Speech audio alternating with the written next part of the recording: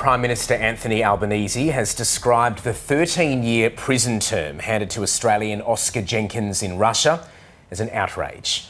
Foreign Minister Penny Wong labelled the proceedings a sham trial after Moscow found the 33-year-old teacher from Melbourne guilty of fighting as a mercenary with Ukrainian forces. Mr Albanese says Mr Jenkins is a prisoner of war and should be protected by the Geneva Convention.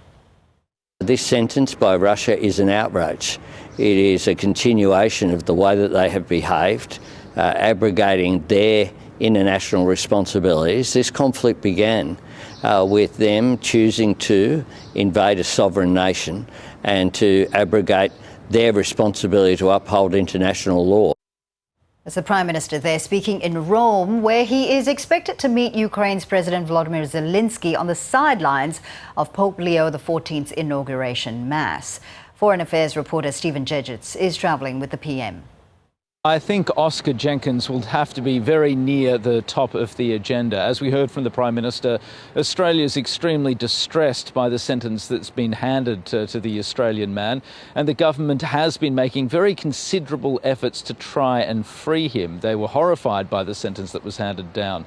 Now, of course, that is easier said than done, because what we've got with this sentence is essentially Oscar Jenkins facing a jail sentence for being a mercenary. Now, that formulation might make it more difficult for him to actually be freed, including under a potential prisoner swap deal, because the government is basically saying he is simply someone who's fighting for money rather than a prisoner of war who's due more obligations.